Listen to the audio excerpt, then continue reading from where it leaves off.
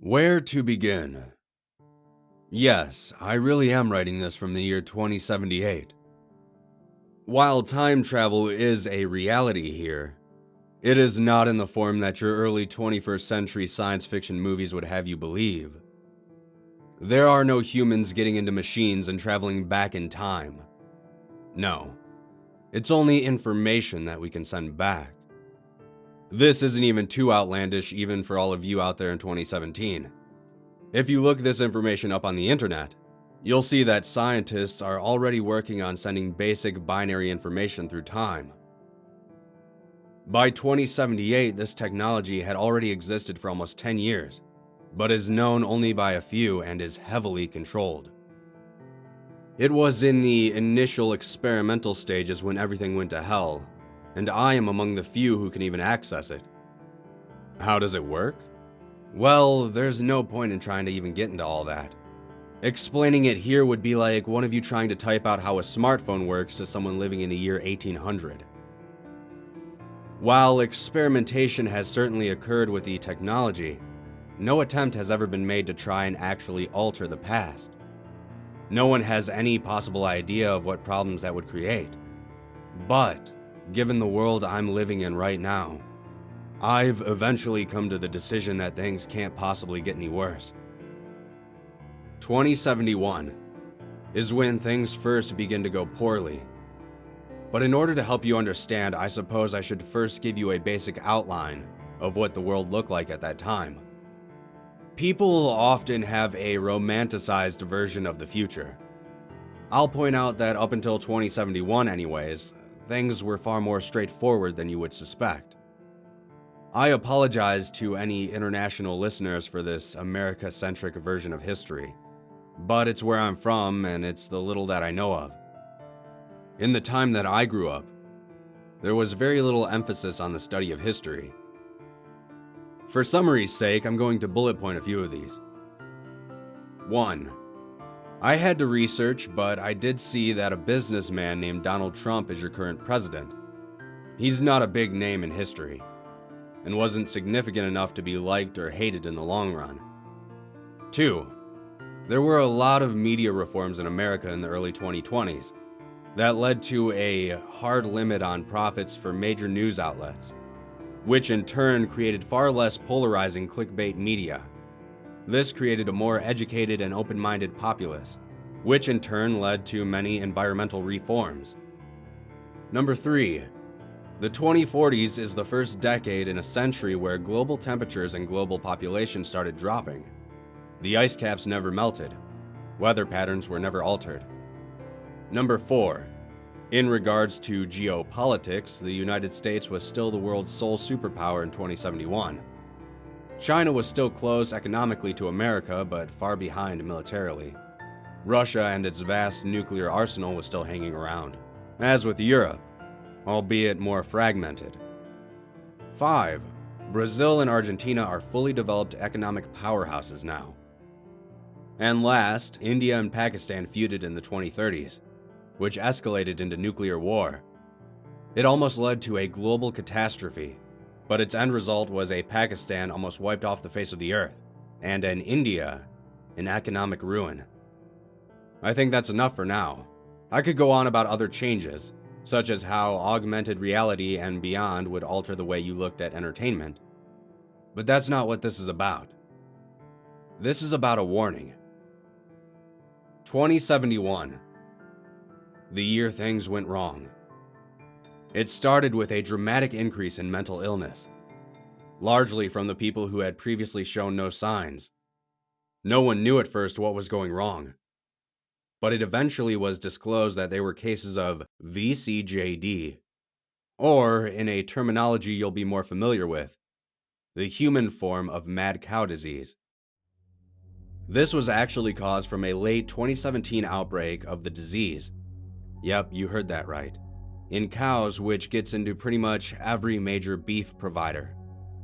Being that the repercussions were so woefully misunderstood, a series of corporate cover-ups hid the truth from the general public.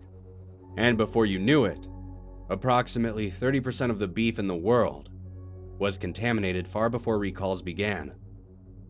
So that means that many of you out there were the ones who first contracted this disease, but it remained dormant in your body for over 50 years. Many of you will die during that 50-year incubation period, but you will have passed it on to your children and grandchildren. Nobody understood that this disease was lying dormant in our bodies for so long, being passed hereditarily. While there were a few sporadic and mild cases of the disease showing signs in humans in the decades that passed, it wasn't until 2071 that things took a turn. Mental illness cases began springing up by the millions. VCJD eats away at your brain, you see. The biggest effects were in the countries considered developed nations during the incubation period of late 2017, as they would have consumed the most beef. The streets started filling up with the mentally ill. People who had previously lived successful and productive lives were now aimlessly walking throughout the streets, muttering incoherencies. At the very beginning, there were facilities that could provide for sufferers of the disease, but within just a few months, space had worn thin.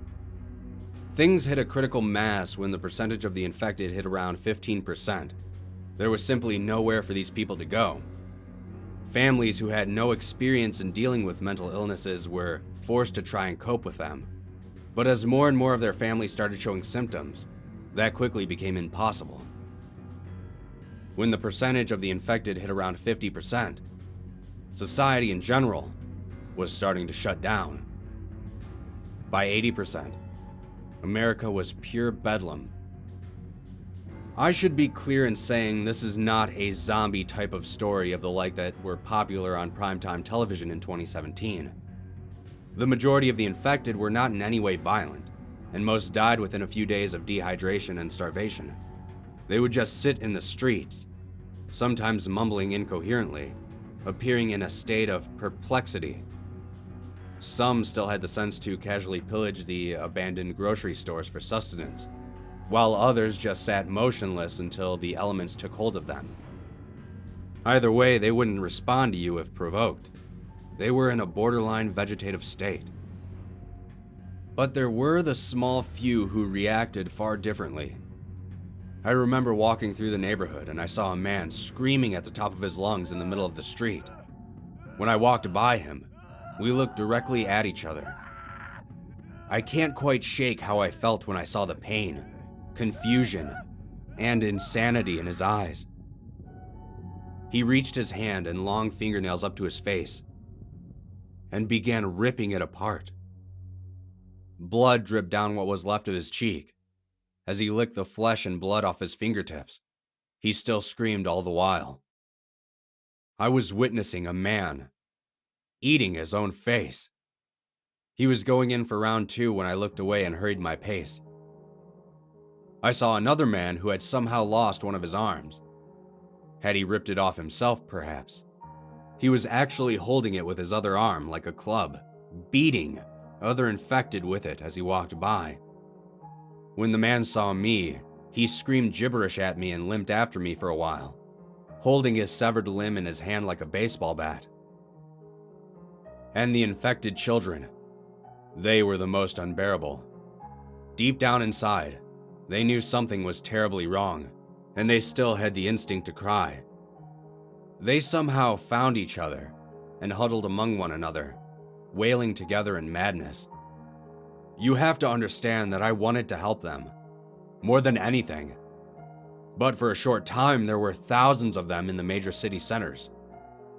I watched as a partially infected man stumbled towards a group of crying children near one of the major city bridges. He was yelling, "Shut up!" between outbreaks of hysterical laughter and screaming. He was picking up the crying children one at a time and hurling them off the bridge. He would laugh and slap at his head with both hands as he watched the children fall to their deaths. Was there still a sane part of him left that was trying to put these children out of their misery? Or was there no semblance of logic to such madness? There are so many more details that I'd like to include, but this already has gotten rather lengthy. The long story short is that the American government, I can't really speak for what is happening in other nations, didn't just completely buckle and collapse. It started gathering survivors and began moving them into a few key cities, in an attempt to re-establish order. These people were largely the descendants of those who didn't eat beef in 2017, as well as a very small percentage of people who, for whatever reason, seemed immune to the disease. After a few years, it looked as though things might even fully recover. There were still approximately 20 million survivors in the United States alone. There were hardly any infected still alive at that time. Things were actually starting to look hopeful. And then, the disease mutated further and became airborne. I was one of the few brought into an airtight bunker with a couple dozen other members of the American government. We may possibly be the last 30 or so sane people left in the world. I have no idea if the future can be altered. Nobody's ever known such things. Maybe the human race is destined to die out in the year 2078, and there is nothing that will ever be able to change that. But just in case there is a chance, I would suggest that you all avoid eating beef over the next year or so. This is not a pro-vegetarian rant disguised as a plea for help from the future. I am not a vegan trying to preach a cruelty-free lifestyle. I am not a Hindu trying to protect the sanctity of the cow. I am just a man, sitting at the end of human history, trying to give the human race even the slightest chance for survival. Heed my warning, or don't, but I had to try. I had to, at the very least, give it a try.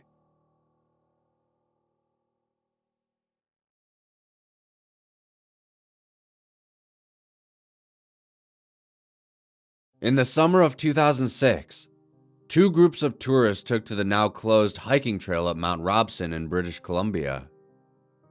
What resulted was one of the strangest cases of missing persons in the province's history. As the son of one of the hikers who went up that day, I've naturally wanted to find out exactly what happened. Long after the investigation closed, I continued to search for answers. This is what I discovered based on eyewitness testimony, police records, and meteorological data. The day started off a little chilly for that time of the year, but not chilly enough to be considered dangerous. The tour guide separated the hikers into two groups. Group A, the faster group, and Group B, the leisurely group, which was a diplomatic way of saying that they were slow. My mother, an avid hiker, was put into Group A. There was supposedly a running gag between the two guides, that whoever reached the summit last had to wear these embarrassing neon green socks on their next excursion. But to make things fair, they would lead the faster group next time. At least, that's how they explained the very unfashionable socks worn by the leader of Group A that day. Both groups were estimated to reach the summit by noon, with Group A scheduled to arrive about an hour ahead of Group B. Each group had two walkie-talkies for safety reasons. The hike itself was supposed to be fairly safe, taking the scenic route on multiple occasions to avoid potential dangerous spots. There was only one way up and one way down. Group A quickly took to the trail while Group B lagged behind. They made it about 2/3 of the way up when my mother slipped on a mossy rock and sprained her ankle. One of the guides got on the walkie-talkie and contacted Group B, who was carrying a first aid kit. At that point, Group B was a little under half an hour behind. Not wanting to ruin their reputation of being the fastest, Group A insisted on going on ahead without my mother. They left her by the trail with one of the guides and their extra walkie-talkie, then resumed their hike. The temperature was getting much more comfortable by that point, so the guide and my mother didn't have to take any special measures to stay warm while they waited for Group B to catch up. For the next half hour, everyone stayed in contact using their respective walkie-talkies. Everything seemed fine. Group B eventually caught up to my mother. As they were tending to her ankle, they called ahead to Group A to check on their progress. At that point in time, they had already almost reached the summit. Now, once she was patched up, My mom could have chosen to turn around and gone back down the mountain with her guide, but she chose to keep going with the slower group. I guess she was really hell-bent on seeing the summit. This is where things get weird. At approximately 10:55 a.m., a sudden increase in temperature and atmospheric pressure was reported. Based on meteorological data, there was a spike of approximately 15 degrees Celsius that dissipated by the time the devices conducted their next check. This is just an educated guess, but that means it lasted somewhere between 3 and 5 minutes. Now, to be fair, Environment Canada's meteorological services deemed this spike to be a glitch. But many people in the surrounding area did in fact report feeling a sudden, but temporary, wave of heat around that same time. What followed was a low atmospheric rumble that sounded similar to thunder in that it seemed to reverberate through the sky, but with a softer, less fluctuating tone. There were no storm clouds at that time, and no aircraft were reported in the area. Despite this, Group B continued their trek up the mountain, with my mother in tow. When they reached the summit, Group B found themselves alone. They could see Group A tracks all the way up to the summit, but they ended there. No tracks going down, no signs of going over the edge, no sign of Group A anywhere. The guides tried contacting Group A on the walkie-talkie, but they never received a response. It was assumed their walkie-talkie had run out of batteries, and since my mother and the guide had left with the only spare, they hadn't been able to reply. Investigators assumed they had gotten lost in the woods and never made it to the summit at all, that all the tracks found were all from Group B. Whatever the case, 15 hikers went missing that day and were never found again. I often ask my mom to tell me her side of the story, to clue me in on any detail I might have missed or things that hadn't been reported, but she just refuses to talk about it.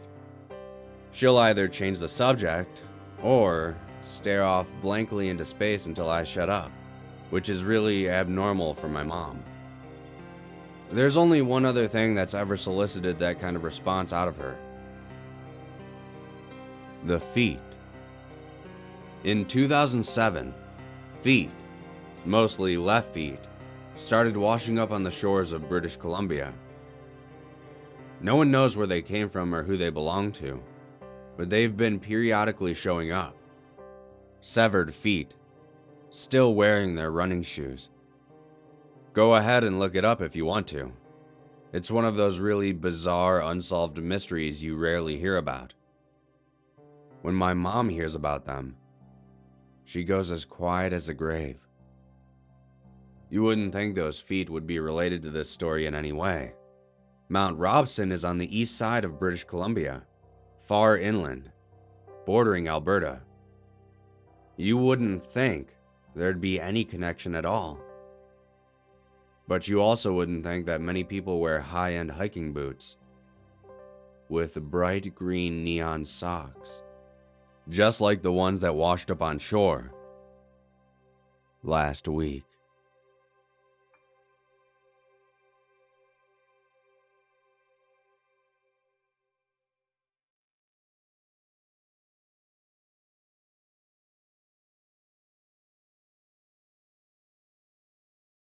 At the end of last year, I posted a story about my wife, and the fact that on a couple nights, I woke to find her digging holes in our backyard. She was essentially sleepwalking when this was going on, and had no recollection of it when she would eventually wake up. I'll post a link to the previous incident in the description. I didn't post a follow-up story to it because whatever was going on had stopped. I never did find out what she meant by "I'm going to find it before he gets us." And I never found out what she thought the holes contained. Days went by, then weeks, then months, with nothing happening. So I figured it was over. Then came last week. It was Sunday night. and something woke me up. Not exactly sure what. I opened my eyes to find Kimmy, my wife, laying in bed facing me. Only her eyes were rolled to the back of her head, a sight that made my heart nearly skip a beat. A few seconds went by, and then she started whispering to herself. We keep our TV on with the volume low at night, but she was whispering so quietly I couldn't hear her over it. As quietly as I could, I reached behind me for the remote and muted the TV. No, I don't want to. Please, just stop. Fine. Okay. I will.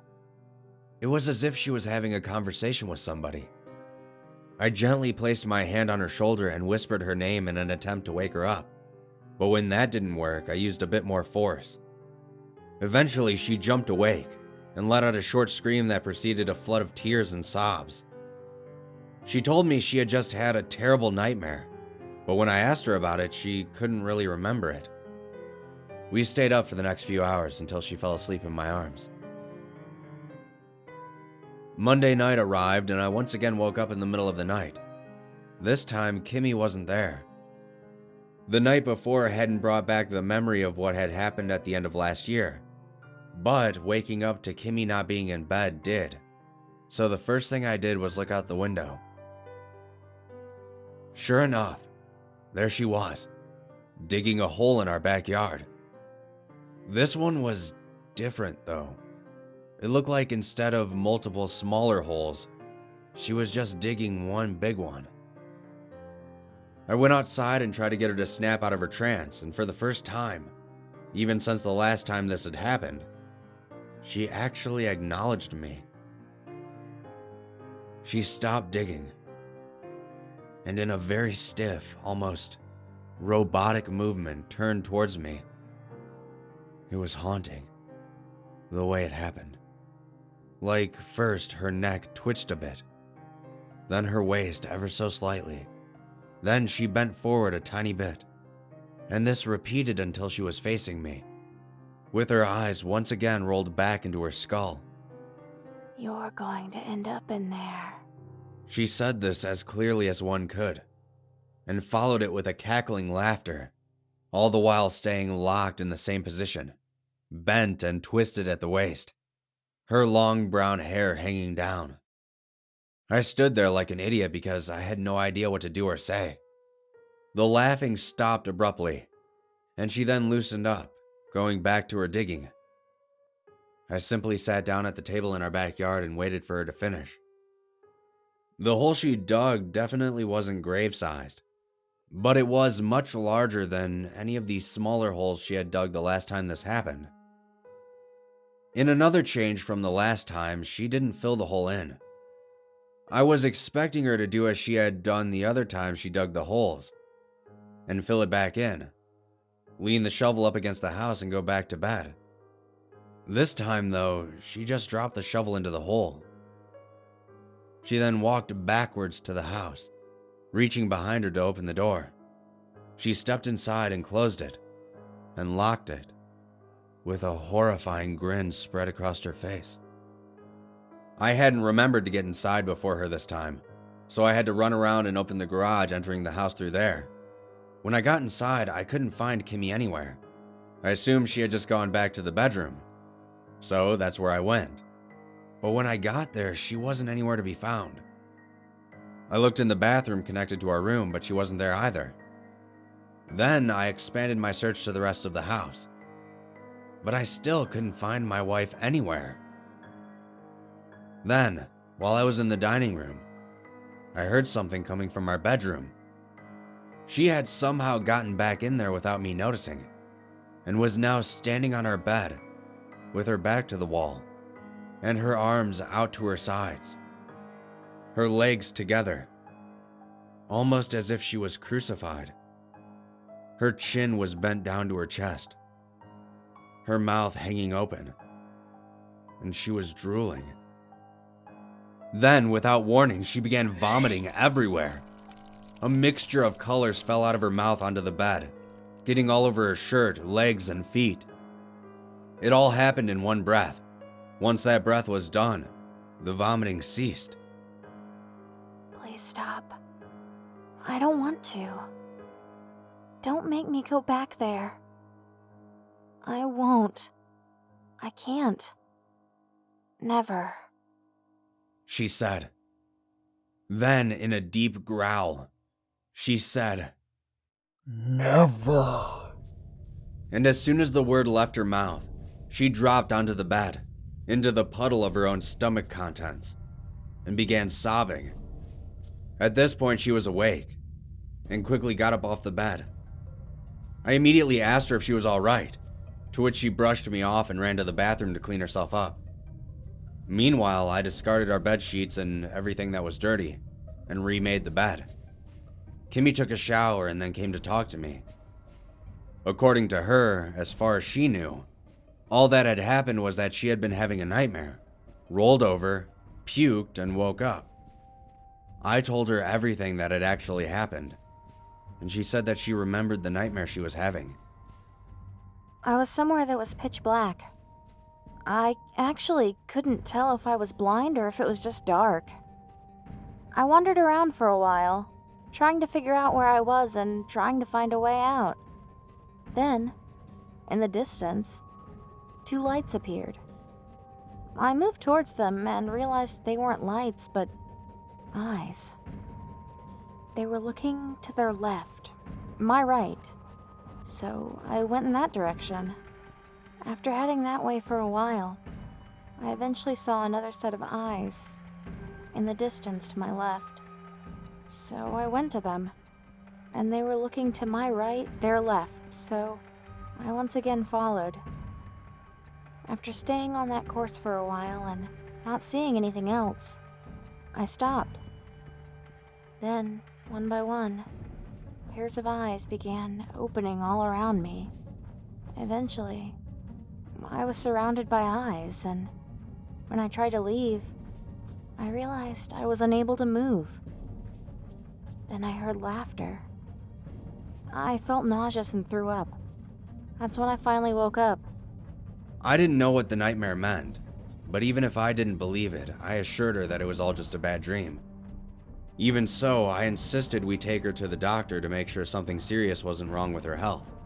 She agreed, and we went, and after some tests, they found nothing to be concerned about. We went back home and decided to get some sleep for a while, as we had been up since the middle of the night at that point. I woke up before she did, and decided to get some writing done. I walked out of our room, and my attention was immediately drawn to the wall, just next to the laundry chute. A pair of eyes had crudely been drawn, and they were looking to the right. I assumed she had drawn them when I couldn't find her the night before, and that in the commotion, I just hadn't noticed them. I walked down the hallway and looked around, eventually finding another pair of eyes near the ground, drawn in Sharpie on a cupboard. This pair was looking to the left. I again went in the direction the eyes pointed, which brought me to our family room. Above the fireplace was a third set of eyes, looking to the left again, which was the direction of our sliding glass door, the one that faces our backyard where Kimmy had dug the holes. I opened the door, walked to the hole, and took a look inside of it. The shovel was still there, resting where Kimmy had tossed it the night before. Suddenly, I got an overwhelming feeling that I was being watched, which caused the hair on the back of my neck to stand up. I looked around, but I didn't see anybody. Until I looked at our bedroom window, where I saw Kimmy standing with that same terrifying grin on her face. Her eyes, once again, rolled to the back of her head. I quickly rushed back inside and ran down to our bedroom, where I found Kimmy in our bed, sleeping as if she had never even moved. That was the last thing that happened, until last night. Last night, I woke up again to Kimmy facing me, and I don't think I'll ever be able to get used to that chill I feel when I see her eyes like that. The places this will take you. The places you will go. The places this will take you. The places you will go. The places this will take you. The places you will go. She sighed in a whisper, albeit in a voice somewhat deeper than her normal tone. And with that, she closed her eyes and rolled over, sleeping through the rest of the night. When it comes right down to it, I have no idea what's going on. Whatever it is, I just have the feeling that it can't be healthy for my wife. And I truly don't want anything bad to happen to her. I also, obviously, feel threatened. But I don't know by what. Because whatever's going on with her at night, it isn't her. It's not my wife. That much I know. I don't take much stock in possessions or exorcisms or any of that stuff, really. But I don't know, maybe I should call a priest. I'm not sure what to do anymore. What do you guys think I should do? Either way, if this stuff keeps happening, I'll try my best to keep you all updated.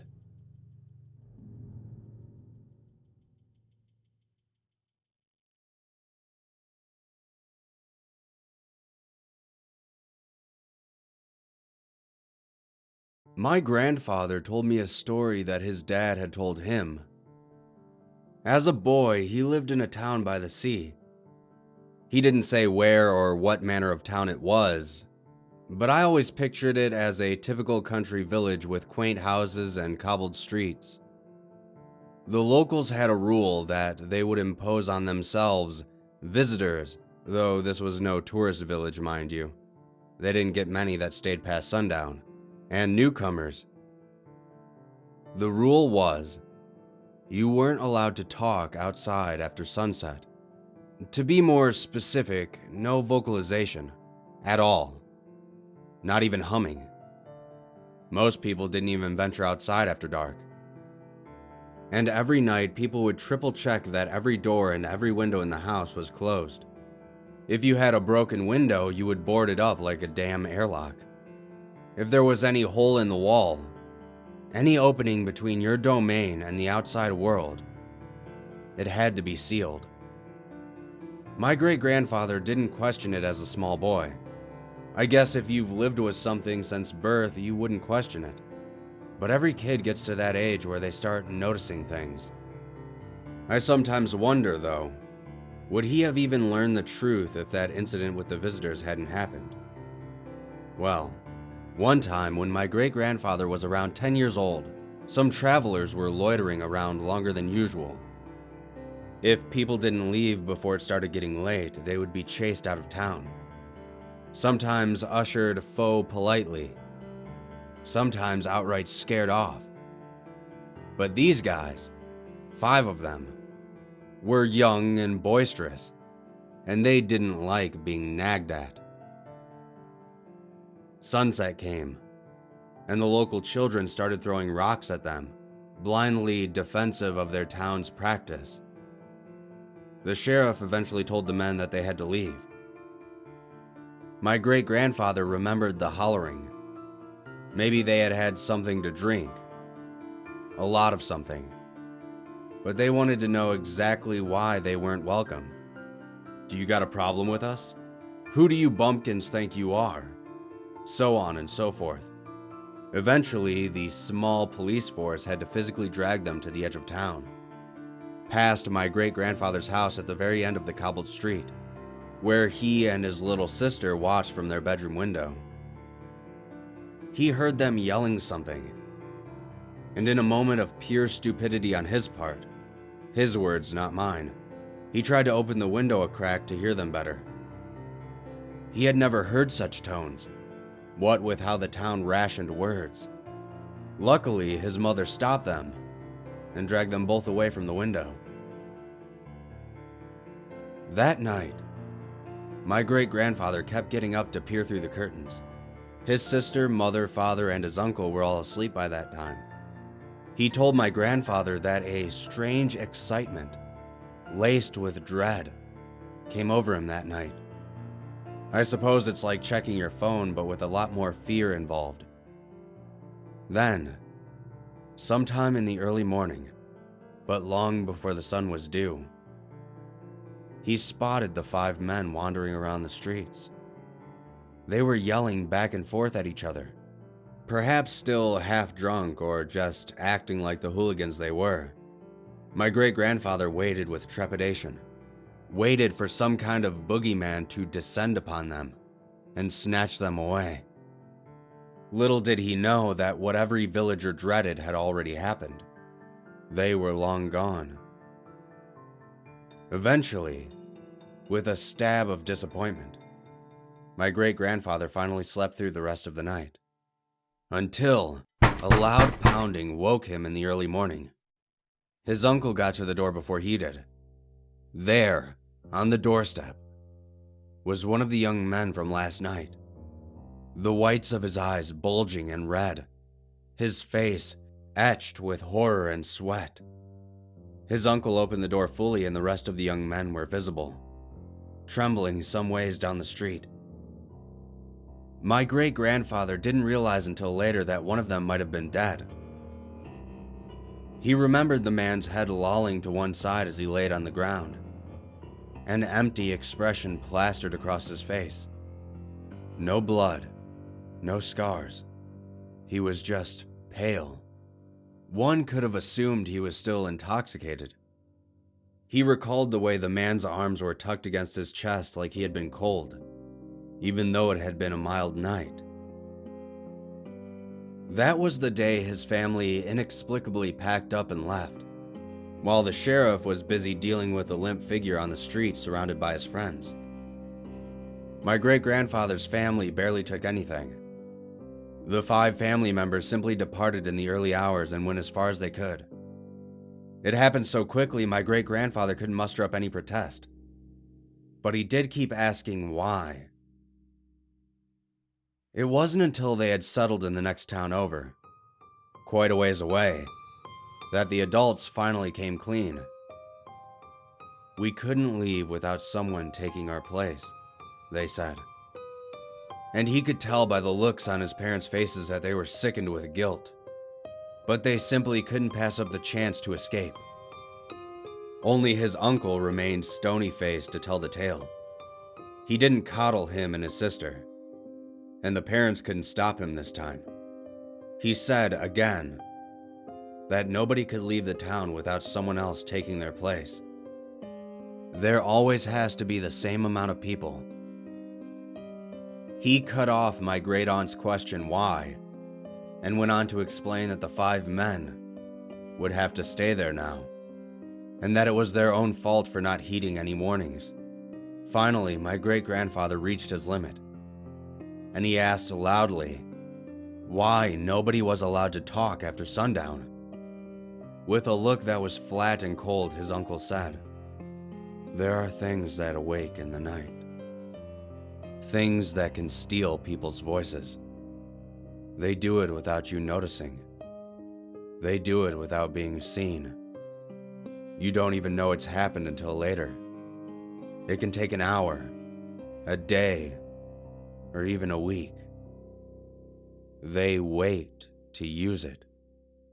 "What happens?" my great-grandfather asked. "They use your voice to trick your loved ones. They can pretend to be them. They can use it to get into your house. There is one for every person in that town. And if someone leaves without finding a replacement, the creatures will follow them to their new place. The creatures spread like spores. They could be anyone. What we did was against the rules, but we had to risk it." My great-grandfather asked, "That man, did they kill him?" "They did worse than kill him," my great-great-uncle responded. My great-grandfather didn't tell anyone where that town was. Sometimes his son doubts that it even existed. But something worried him. There were 5 family members: brother, sister, parents, and uncle. There were 5 men who came to the village. But one of the men, might have died that night. People are asking why my great-grandfather's town didn't deliberately lure people in so they could escape. According to his uncle, they could be anyone at any time. I'm guessing they could pretend to be your family member who is escaping alongside you. The townspeople didn't want to risk even one of those things getting out.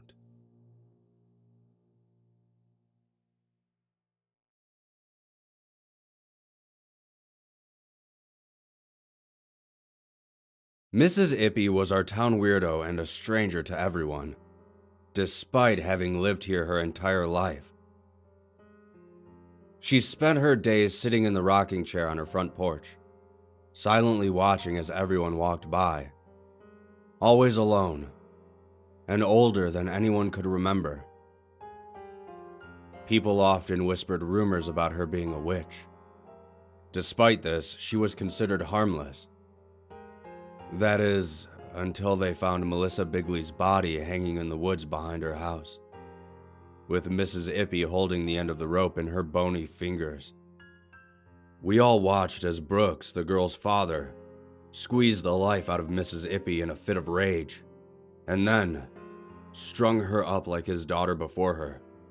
And then, the next day, we were shocked to find Mrs. Ippy back on her porch, wearing the same exact clothes, rocking in her chair as though nothing had happened. No one knew how she had survived. It was assumed the grief-stricken Brooks had misjudged her level of dead and the tightness of the rope he had used to hang her corpse. To see her sitting there as though mocking Brooks for his incompetence awoke something in all of us. Outrage and a burning desire for justice. If you've never seen a mob in action, count yourself lucky. A mob, that is, a real mob, not the peaceful protesters police like to gun down with pepper spray for no good reason on television, is a terrifying sight both to those participating and to those watching. They become a wildfire, and whether you like it or not, you get caught in the swell. Bloodlust replaces wisdom, and bestial instinct replaces humanity. You no longer have friends, family, or neighbors. You have an inferno that won't be snuffed out until everything is burned to the ground. You become a whole, a single-minded entity with one goal. In our case, the goal was crystal clear. Revenge. I can't remember if I did any of it myself. I remember the rage burning in my chest. I remember the sensation of warm blood splattering my skin, and I remember screaming until my voice crackled and gave out. Whether or not I was one of the people who cut off Mrs. Ippy's limbs, I was a part of the whole, which makes me just as guilty as everyone else.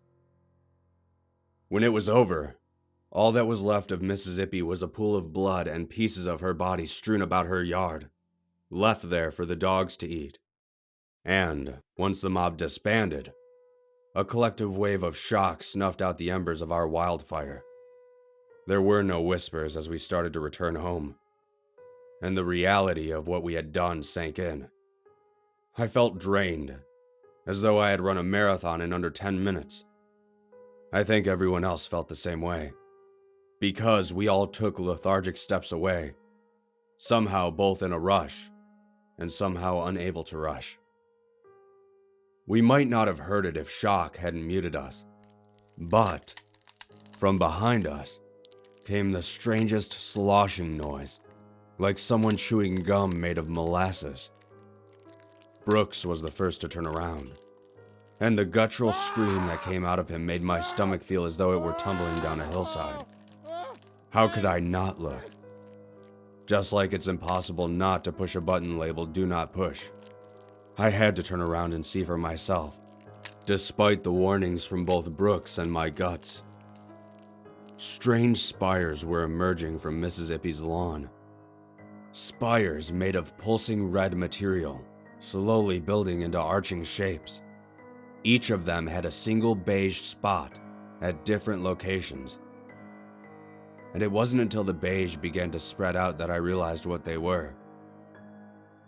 Pieces of Mrs. Ippy. Her skin stretched out over the growing forms until they were entirely covered by her flesh. Then they molded into her shape, with any excess skin melting down and hardening as though to give the illusion of sagging skin. With a knot in my throat, I began counting. 1 Mississippi, 2 Mississippi, 3 Mississippi, 4 Mississippi, and more kept growing. 12 Mississippi, 13 Mississippi. There was just no end to them. I didn't know what to expect. It was all so surreal, so impossible. Were they going to form a mob of their own and rip us apart? I didn't have the energy to run, even if I wasn't too scared to move. I simply stood there with terrified anticipation, trying to keep the fear from spilling out of me, trying to stay in control. Like a child about to get scolded by their parents, I braced myself for whatever was to come. Mrs. Ippy. That is, the 30 or so Mrs. Ippys all standing in different parts of the lawn and porch, slowly raised their right arms and stretched out their index fingers, all of them pointing towards the same person, Brooks. They, said nothing, merely looked at him with accusing eyes. He tripped as he tried to back away, his face draining of color. I think we all knew what Mrs. Ippy was trying to say, although no one wanted to admit it. To admit the truth was to admit our own guilt. As long as it remained unspoken, we could justify our own actions as justice. But if we admitted we were wrong, then... They all took a single step forward. Brooks held his head in his trembling hands. He was surrounded now. Mrs. Ippy's on one side, the disbanded mob on the other, and his shaking form at the center. It was hard to read what everyone else was feeling. In the mob, we had been single-minded, but now, I could see a mix of concern, confusion, and loathing, and terror. But beneath the surface of emotions, I think we all had a twinge of guilt running through us. Brooks cracked. "I did it," he shouted. "It was me." The horde of Mrs. Ippys took another step towards him. Brooks crawled towards his wife standing nearby, wrapping his arms around her leg and groveling like a child. "It was an accident. You know how she got, always disobeying us. I was trying to teach her a lesson, but it went too far." He choked up, tears streaming down his face. "I didn't want you to hate me. I had to blame someone." Brooks had been purposely loud that day, so we all had seen Mrs. Ippy holding the end of the rope. We just hadn't realized. Her intention was to untie it. We hadn't realized he had been trying to frame her. "She's old," Brooks cried. "Nobody would have missed her. No one would have batted an eye." I hate to admit it, but he was right. No one had come to her defense or insisted on a fair trial.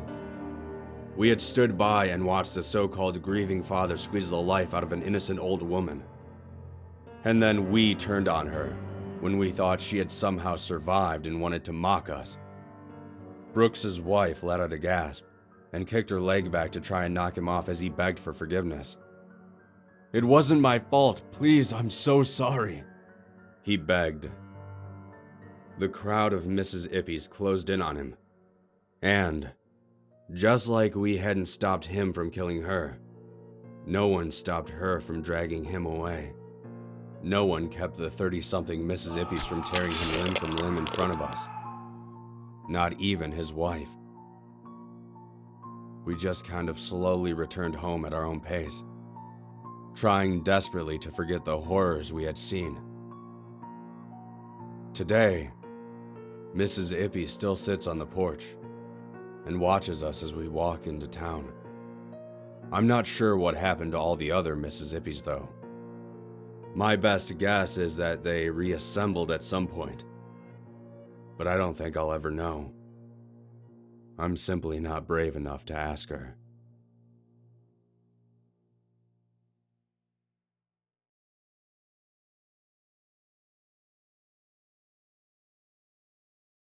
As a police officer, I've seen some shit. Some outrageous, some hilarious, some disgusting. Those are the three categories, aside from not being noteworthy at all, that I would group calls into.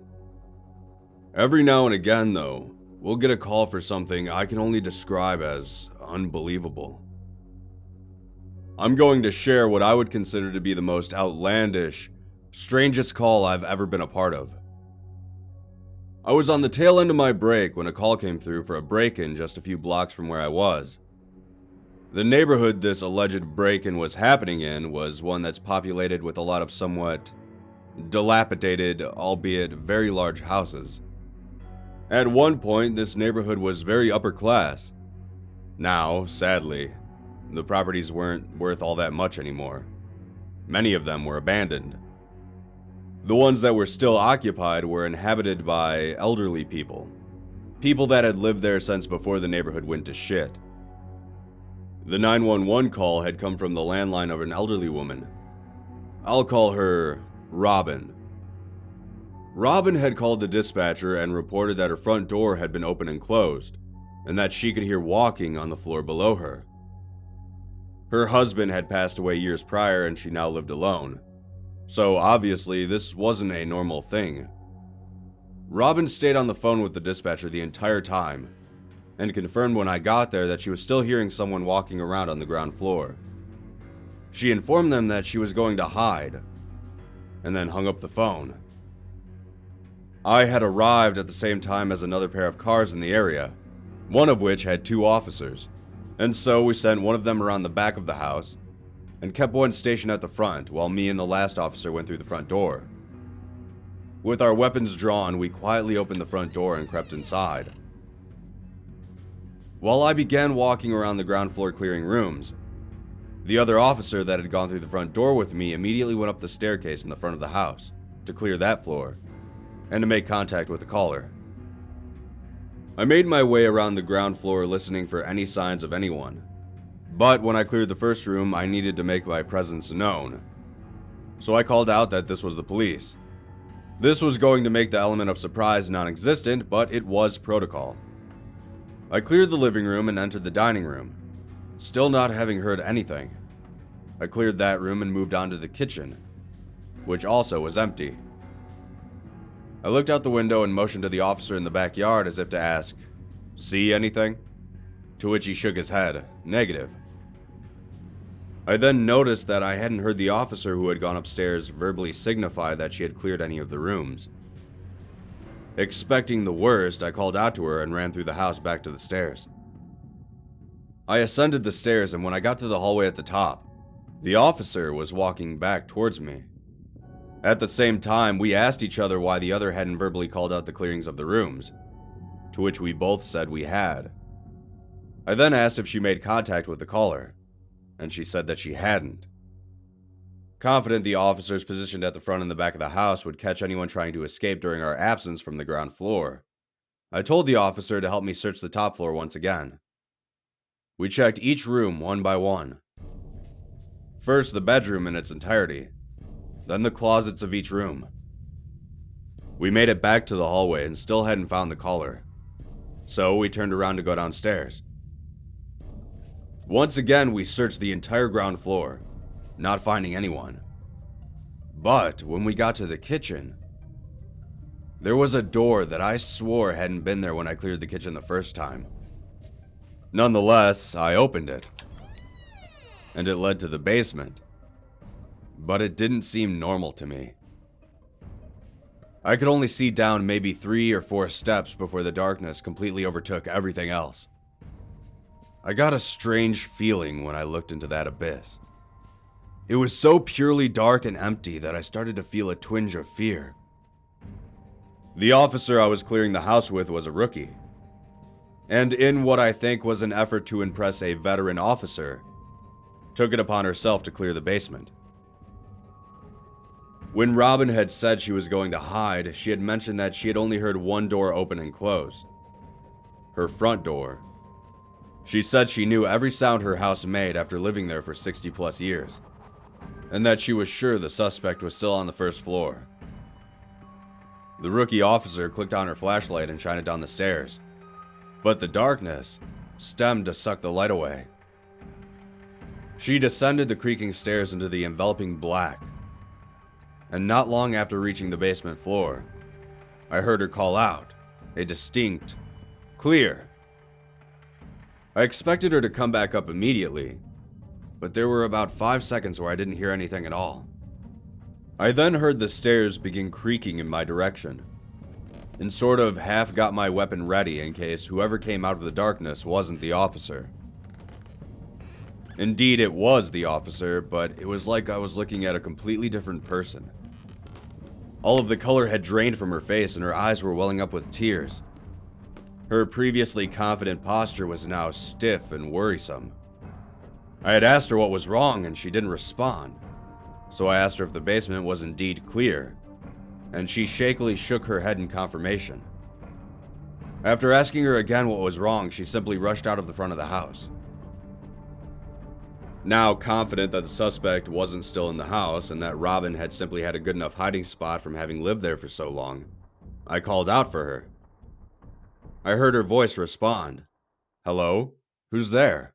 To which I replied by identifying myself as a police officer. When I walked upstairs, I found Robin in the first room on the right, in bed, like she had been there the entire time. Not only that, but she acted like she had no idea what was going on. She claimed that she hadn't called the police at all, and that she didn't even own a telephone.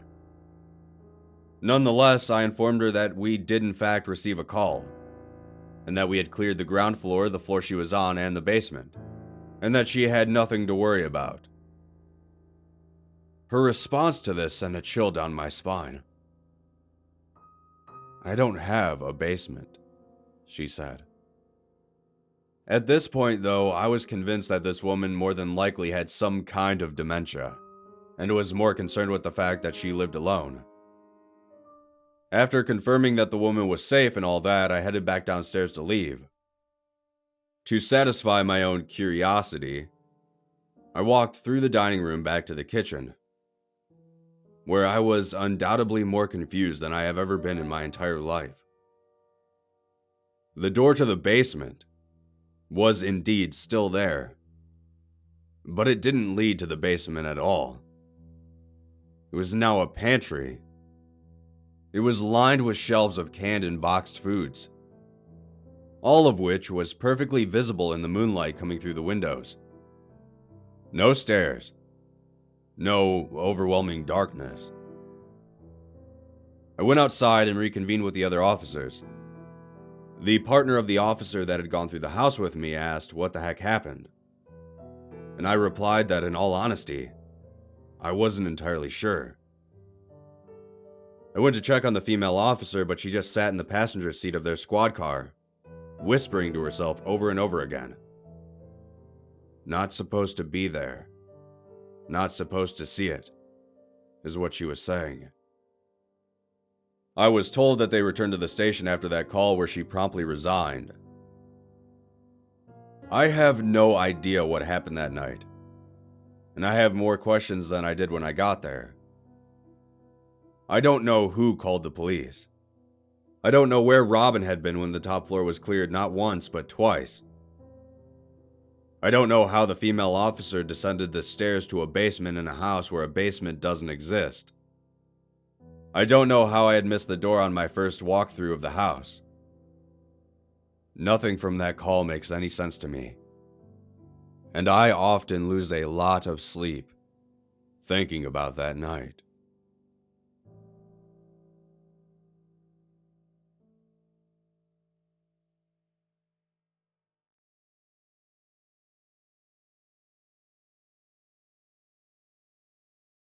You're all probably thinking the same exact thing I was. How? How could someone accept a friend request from themselves on Facebook? Well, a few weeks ago, everything in my life was as normal could be. I was living alone in my one-bedroom apartment. I worked at a decent paying job, even though the hours sucked, and on my off days I spent them hanging out with friends. As many of you out there listening to this right now, I also like to spend the majority of my time on social media. Heck, some of you probably have Facebook open right now. I would often be on social media right up until I fell asleep.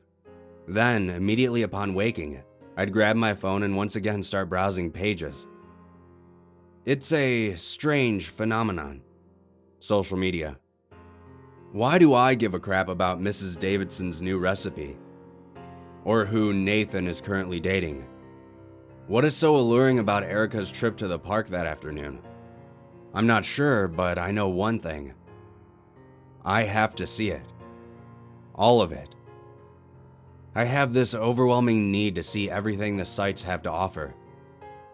Getting the tiniest glimpses into other people's lives for the briefest of seconds before ultimately forgetting them forever is like a drug to me. I've met people over the years that vehemently disregard all forms of social media. They would even mock or belittle others who seemed glued to their phones. Facebook is just a money-hungry corporation that thrives on stealing personal information from all of their users. They would say time and time again. Yet, on more than one occasion, I'd catch them scrolling through their phones, checking status updates and the like. I can't blame them, however. In a digital society where everything is connected, it's truly difficult to live off the grid. Pretty much the only way nowadays is to renounce technology altogether and just live in the woods like a hermit. But for the rest of society, we all mindlessly drone along, liking photos, commenting our opinions, and subscribing to more and more outlets of information. One day, out of the blue, I received a new notification after leaving work. Such a glorious feeling it is to receive a notification. The fact that someone took the time out of their day to interact with you is amazing. At least to me it is. I quickly retrieved my phone from my pocket to check the notification. When I saw it, confusion and mild annoyance struck me at the same time. Thomas Parker has sent you a friend request. I stared at the message for a while, thinking that I may have misread it. But no, I was reading it correctly. I decided to wait to inspect it a bit further once I got home from work. The entire drive home, I was trying to think of how it happened. While it's entirely possible that another Thomas Parker had found me and jumped at the chance to befriend someone with the same name, the odds of that happening were quite slim. I then began to think it was one of my friends, creating a duplicate profile just to have a laugh at my expense. That rationalization seemed a bit more plausible in my mind. When I arrived home, I booted up my computer and grabbed myself a snack, ready for yet another night of internet binging. With a click of a button, a slew of web pages flooded my screen. Twitter, Instagram, YouTube, Yahoo, and of course, Facebook. But only one of those pages had a flashing notification on them. With a sigh, I opened Facebook. Oh my God. Christina got a new cat. Yawn. I moved my cursor over my new friend request and clicked it. Just like I thought, I hadn't misread my phone. There, sitting in a tiny little box, was a request from Thomas Parker. He even had the same profile picture as I had. I clicked on the profile, and with no surprise, his page was completely private. I thought about clicking on Deny Request for a moment, before the thought crept in that I could just unfriend him and block him if it is in fact a prank. So, I clicked Accept. The moment I clicked it, a message box popped up. Hello, Thomas, it said. To say that it caught me off guard would be an understatement. I was not expecting a message from this imposter so quickly. I didn't respond right away. Instead, I went back to look at his page. What I saw made my hands freeze above my keyboard. The entire page was exactly like mine. For the past 2 years, every post I had ever made, this page made the same exact post within minutes of my own. Every status, every photo copied to theirs.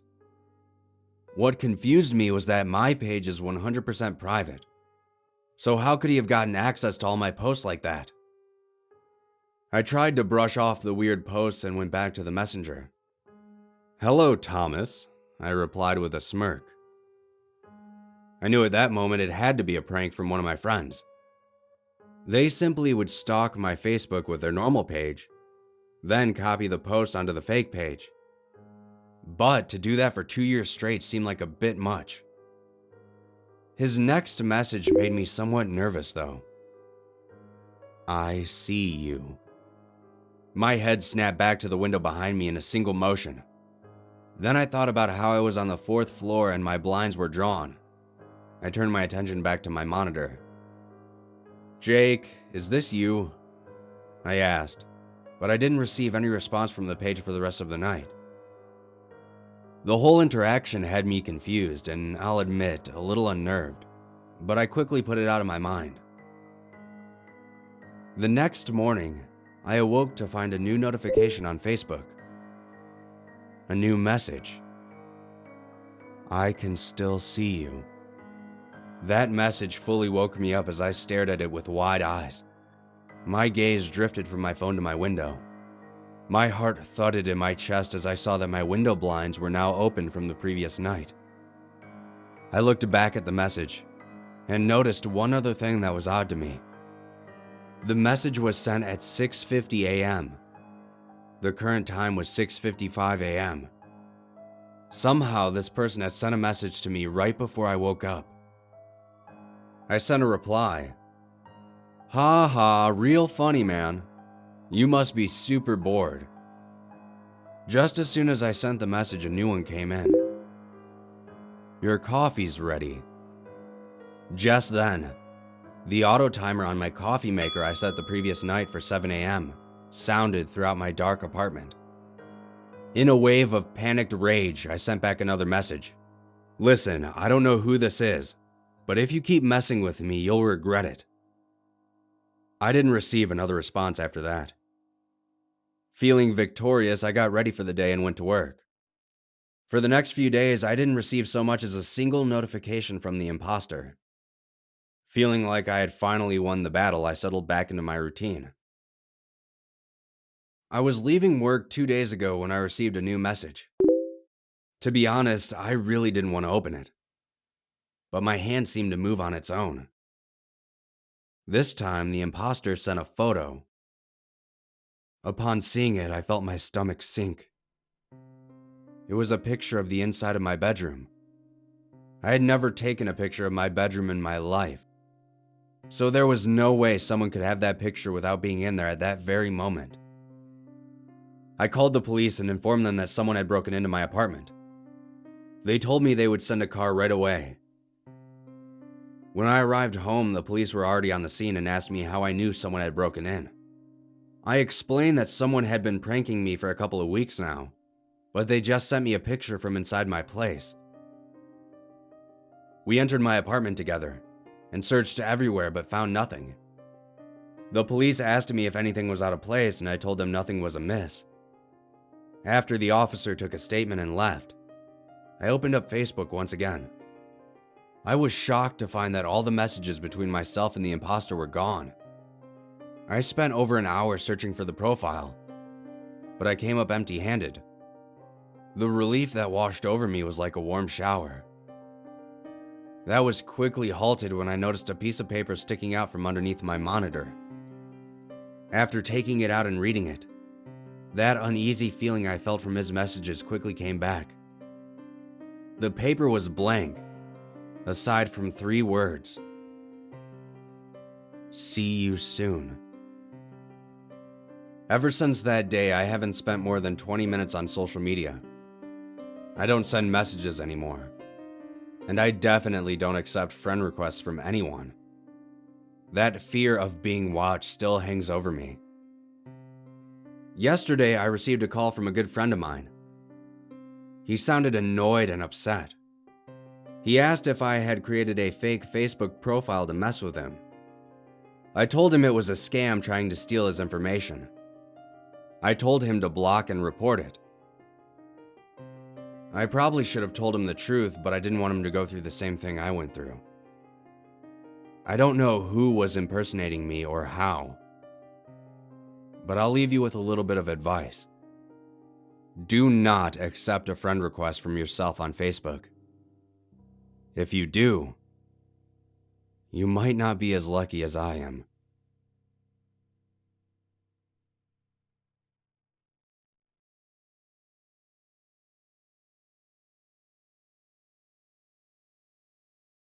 I need to avoid the silence. That's when I hear them. The whispers. A dozen or so all around me. They're not just in my head. They can't be. They started last month. I first heard them one night when I was home alone lying in my bed. They were so quiet and faint that they would be drowned out by even the slightest rustle of leaves from a breeze in the night. But, in complete and utter silence, I could hear them. They were asking me to go outside to the road. It was difficult not to obey them. Imagine there were 10 or so people all around you, whispering instructions, all speaking at the same time. Go outside. Go outside. Stand by the road. We want to show you something. We want to show you something. You must go outside. First, I tried to drown them out by turning on the television while I slept, but the whispering only grew louder. I couldn't escape them. They would follow me room to room. They started telling me what I needed to do to silence them, and I eventually gave in. I opened my front door and walked out to the street. Nothing happened at first. Then, the voices changed what they were saying. Perfect. Perfect. Here it comes. Good.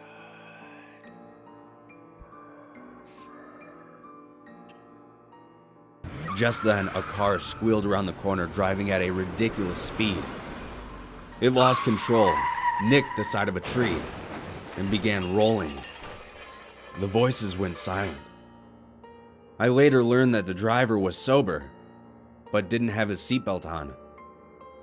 He died in the accident, and based on what he had said to his family members beforehand, it was ruled a suicide. Did the voices orchestrate this event? Or did they just want me to watch it? Or was it simply a coincidence? I wasn't sure at the time, but I didn't hear them again for weeks. When they came back, they would sometimes explain themselves to me. I am among the first who can hear them, they told me. But there will be many more. I set up a tape recorder to try and capture these voices, to prove that I'm not crazy. Most of you probably won't be able to hear them, but some of you will. And if you can hear them, then they will start following you too. And there will be nothing you can do to escape them, except only to do whatever they say. 2 weeks ago, the voices returned and started asking me to go to a specific address downtown and to stand by a building. They told me to wait there until it happened. This was actually the first time I tried to record them.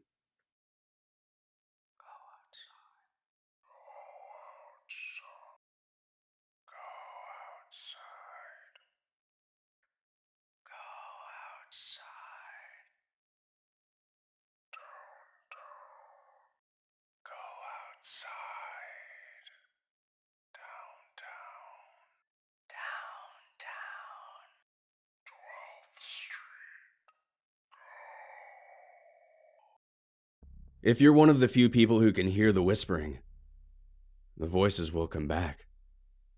They won't always be there. They come and go. but they always come back. Even when I listen to this file, I can sometimes hear them, and sometimes not. I once again tried ignoring them at first, but they once again grew louder. They became more intense. I could no longer stand up to them. I started to give in. I headed to the address downtown.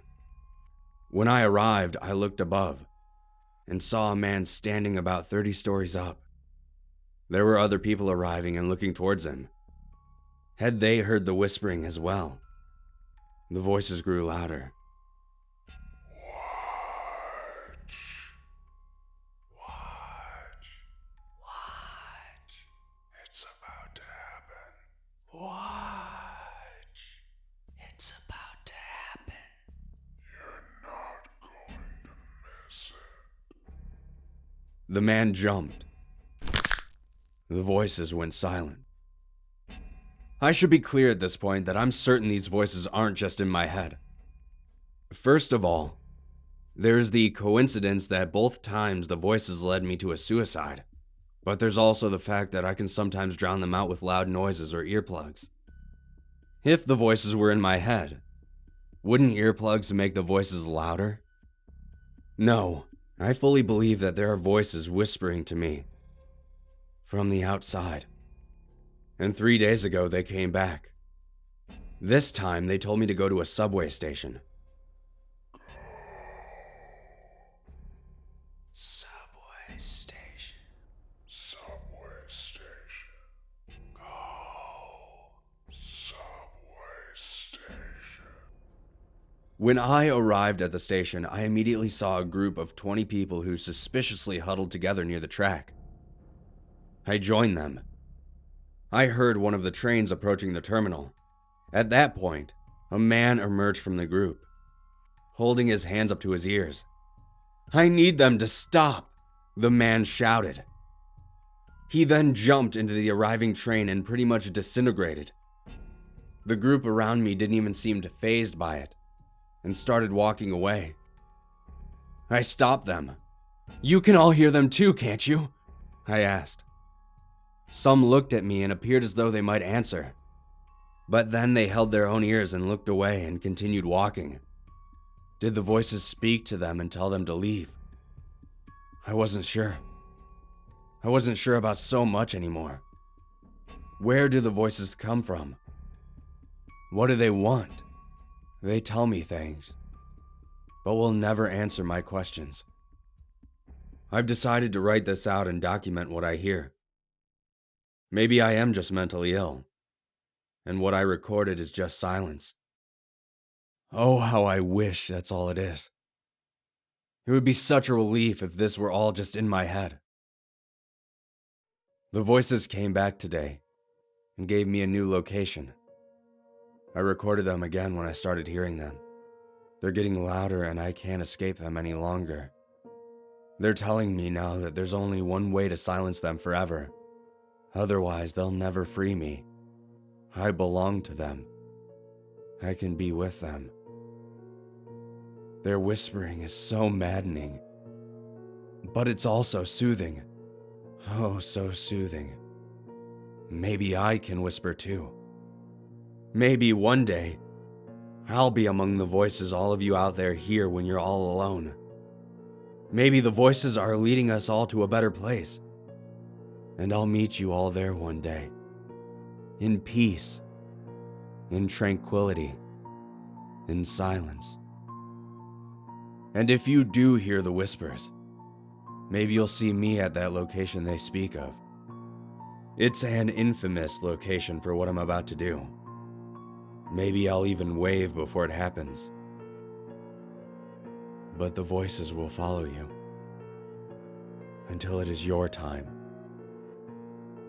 You'll start by avoiding the silence. That's when the whispers get louder. Dozens of them, all around you.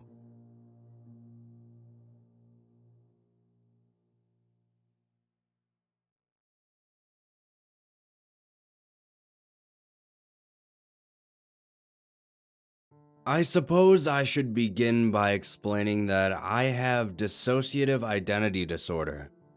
But it's not like what you may have seen in movies or other forms of fiction. Neither of my personalities are caricatures like that. In fact, the two versions of myself don't even have glaringly different personalities. Sure, there are small differences. I, for example, have been told that I'm more patient, open-minded, sarcastic. My other self has a little bit of a temper, has a dry sense of humor, and is very quick to overreact. I can be long-winded and redundant, while he is compendious and quick to the point. But in day-to-day just hanging out, our friends and family don't even know which one of us they're speaking with. I'm myself about 60% of the time, and my other self takes over about the other 40%. We don't know why I'm in control more often than him, and we're not even sure who the original me was. This has occurred for as long as either of us can recall. I usually stay myself for 8 to 10 hours, until he takes over. Then he lasts about 5-ish hours or so. Every once in a while, it's much longer or shorter, but ultimately it averages out to that. It sometimes will happen in a flash while one of us is in mid-sentence, and other times it occurs while we're sleeping. We don't remember each other's experiences in the slightest.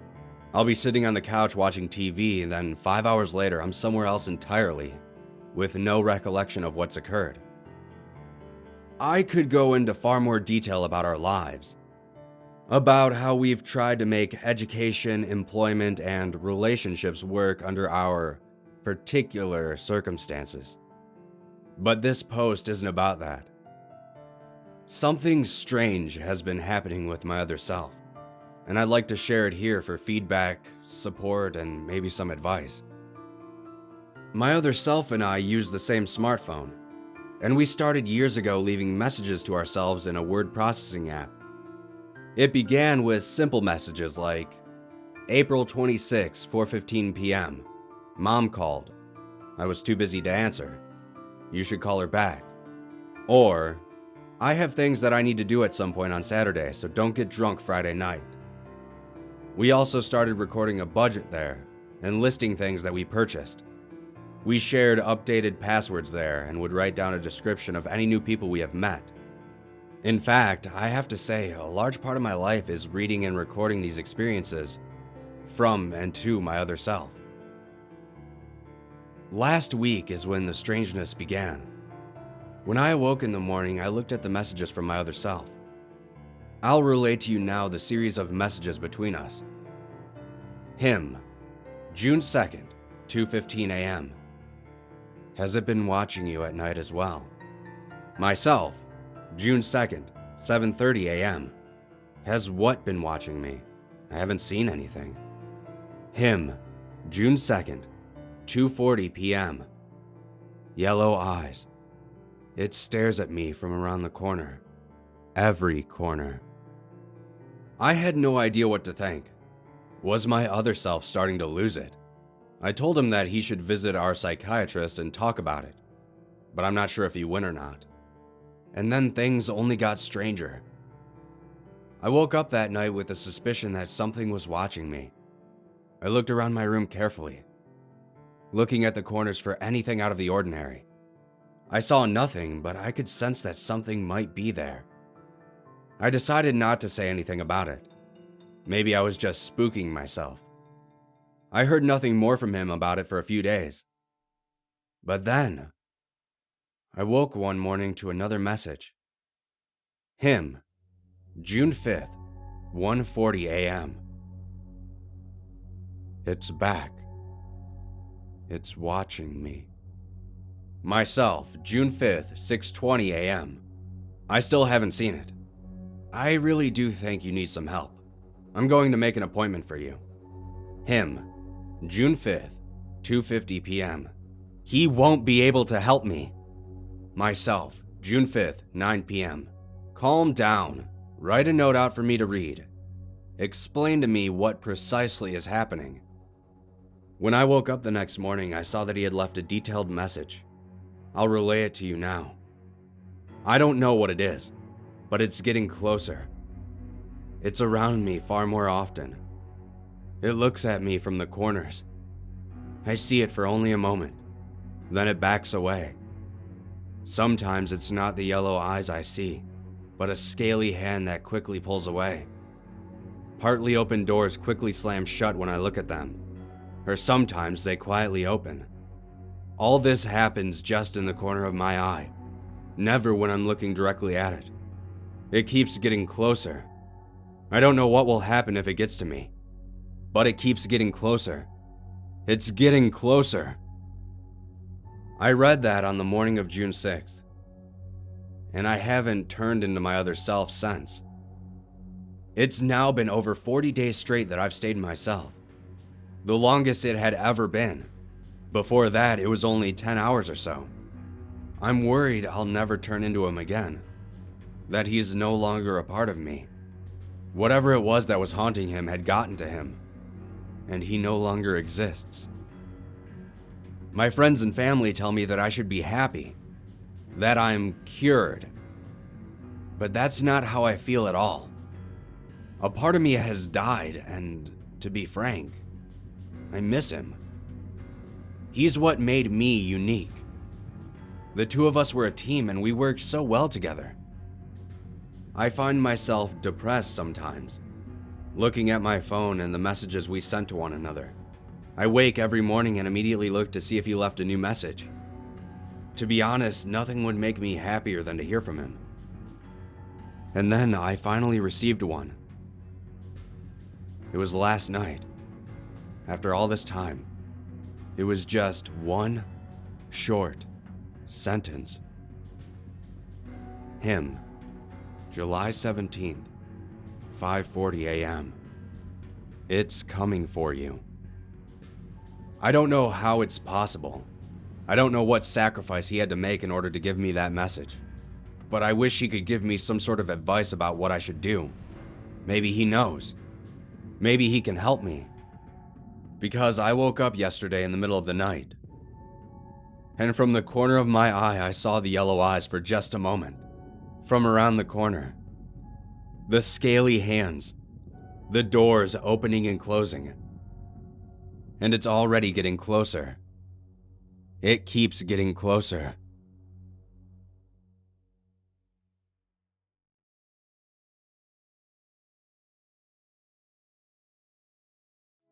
There is no fear as potent as the fear of the unknown. No monstrous visage yet discovered has been as terrifying as the infinite potential for horror which exists before the mask is removed. That is why we humans, in our naive misunderstanding of the universal order, are gripped by the mortal fear of death. We think it is the final frontier, the greatest imaginable unknown from those penumbral shores no traveler may return. And so we cling desperately onto even the most dreary and anguished lives, suffering any known evil over our release into the beyond. But death is not to be feared, because death is very well understood. We have witnessed it, caused it, measured and recorded it, to the last dying spasm of neuronal flickering. Even as I lay dying, it seemed silly to me that I should be afraid of the emptiness, which reason promised to expect. While I was alive, I wouldn't experience death, so there was no reason to be afraid now. When I was dead, I wouldn't be capable of experiencing anything, so fear still had no cause. That thought brought me great comfort, as I felt the last erratic struggle from my heart against the inevitable conclusion I approached. It wasn't until I was finally drifting off to sleep that a final intrusive doubt bubbled in my brain. What if it isn't death which is to be feared? What if it is what lies beyond? and so troubled that I slipped beyond mortal understanding, stepping into a world as far forsaken by reason as I was now from life. I was still in the hospital room, but the bustle of nurses and the beeping machines lost their opacity, as though I was mired in swiftly descending dusk. It seemed as though every sound was an echo of what it once was, every sight a reflection. With each passing moment, the world was becoming less real. But all that sight and sound, all that being, it wasn't simply disappearing. It was transforming into a figure beside me. The less real my room became, the more real the figure was, until presently, it existed in such sharp actuality that nothing beside it seemed real at all. His cloak was black. Not the color black, but its essence. It was as though seeing a tiger after a lifetime of looking at a child's crude drawing and thinking that's all a tiger was. Reality flowed around his scythe, like a brush through watercolors, and I could see each elementary particle and time itself sunder across its blade. Surely this, I thought. This is why we were taught without words to fear death. I clutched at my hospital blanket to cower from the intensity of the Reaper's presence. But the once soft cotton now flowed like translucent mist through my hands. I knew in that moment that nothing could hide me from the specter's grasp, for he was now the only real thing in this world. You're late. They weren't words. My head ached from the strain of this knowledge as my lateness was burned into my awareness, imparted like an inescapable law of physics, as unequivocal as gravity. We don't have time for the usual speech. Hurry now. I felt myself swept up around him, like dirt in a hurricane. Before I knew what was happening, we were outside the hospital, moving at such a frenzied pace that the world around me blurred into a dizzying tunnel of flashing light. If you're lucky, it will have gotten bored of waiting for you. I had many questions, all fighting for attention in the forefront of my brain without any making their way out. You're quiet. I admire that. Usually people ask too much. What's the point? I said. My voice felt flat and dead compared to his overwhelming substance. How can I try to comprehend something so beyond mortal knowledge? You can't. But it's still human nature to ask. We weren't slowing down. If anything, our pace was increasing. I wasn't running or flying or anything of that nature. It was more like the rest of the world was moving around us while we stood still. A vague darkness and a heavy, damp smell made me assume that we had gone underground, but I couldn't say for sure. One question, then, I said. What else is here besides you? And that is why questions are pointless. Death is not a place or a person. It's all there is. Troubling thought, but made more so by the growing howl which began reverberating the rocks around me. We still seemed to be descending into the earth, and the air was growing warmer and denser now. The sound continued to mount as though the world itself was suffering. Then what is it? What I'm here to protect you from. The rocks split apart with a flash of his scythe, and the ground opened further into a sprawling cavern dominated by a subterranean lake. But I thought you said you were all there is. No. I said death is all there is. We weren't moving any longer. Light glinted off the scythe from some unseen source and streamed into the lake like a tributary. Once inside, the light didn't reflect or dissipate, but swirled and danced like luminescent oil. I thought you were death. Death is not a person. The light was taking on a life of its own inside the water. The still surface began to churn with enigmatic energy. It took my scattered mind a long while to realize that I was the energy flowing into the lake. I still felt tangled up with the figure, but we now existed as a beam of light boiling into the water. I knew I wouldn't understand, but that didn't stop me from feeling frustrated. If death is all there is, then what is it? What was waiting for me? The water pressed in all around me and I couldn't speak, although I could still draw breath somehow. It is here. Something was now in the water around me. Hands grabbed me by the legs and began dragging me downward. I was amazed to even discover I had limbs again. They felt so alien to me that it was almost as though this body was not my own. Light once again flashed from the scythe. The hands let go and the howling rose once more. The Reaper was fighting something, although I couldn't make any sense of the battle except for the madness of thrashing water. The howling earth reached its crescendo, and the screams made the water around me convulse and contract like living fluid. Had the Reaper cut it? Was I safe now? I began to explore my new body in the water. But just when I thought I was beginning to gain control, the hands clutched me once more. I lurched downward, struggling in vain against their immense grip. What is here? I tried to shout against the suffocating liquid. What is happening? But I couldn't sense the Reaper's presence any longer. The heat was unbearable, but the cold depths the hands were dragging me towards was even worse. I became aware of a blinding light at the bottom of the lake, and though I struggled, the hands dragged me onward. I'm sorry. I couldn't fight it off.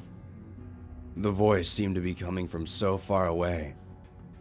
We will try again next time. The pressure, the heat, the noise. The hands dragging me into the blinding light. I closed my eyes and screamed. I was free from the water now, but I just continued screaming. I couldn't bear to look at it. Whatever had stolen me. Whatever was death but wasn't. Whatever even the Reaper could not defeat. Then I heard words. Real, human words from a real human mouth. My senses were so distraught that I couldn't make sense of them. But I'm guessing they were something like, "Congratulations. He's a healthy baby boy." Most people can't remember the day they die, or the day they were born. I happen to remember both of them, and I know that they are one and the same.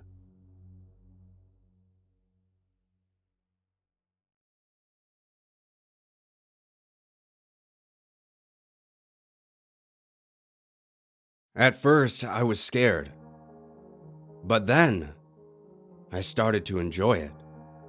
I mean, what would you do if every morning you woke up to the same radio talk show about Trump's hair, the same rainy day, and the same old man tripping on the loose rug in the hallway? That still made me laugh even on the 12th repeat. You would have some fun, right? Because that's all I could do after the hotel trapped me. The hotel that everyone warned me not to go to. I should have known from the way the receptionist, but I digress. At first, I was scared, confused, and most of all, lonely. I tried everything to break the curse. I went to sleep in another bed. I drove as far away as I could. I even killed myself. But every morning I wake up here.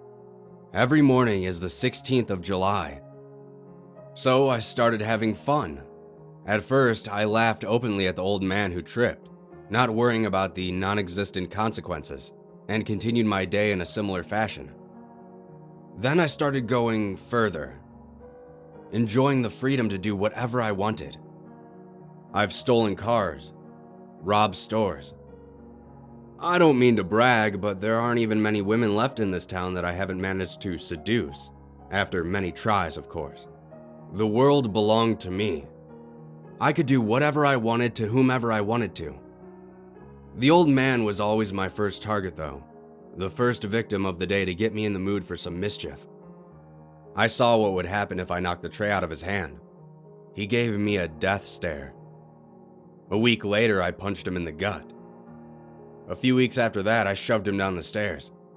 The sound of his bones crunching sent delightful shivers down my spine. Screw him, and screw whatever has me trapped here. The day after that was different, however. When I opened my door, the man was not walking down the corridor, about to trip on the rug. He was standing at the end of the hallway, staring at me. I quickly rushed past him to see if I had broken free of the curse, but everything else was still the same. The next day, he was staring at me again. Only this time, he was standing closer. I yelled at him to screw off and I left.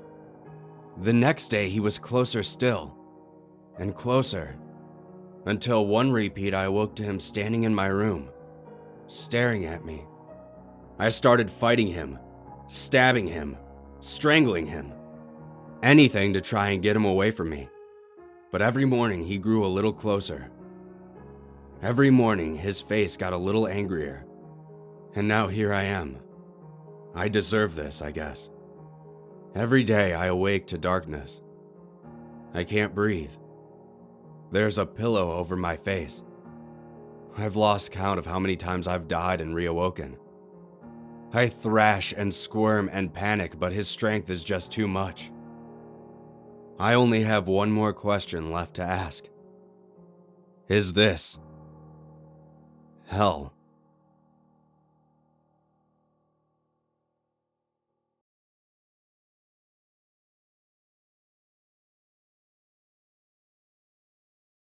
You meet a lot of interesting people working the graveyard shift at a gas station.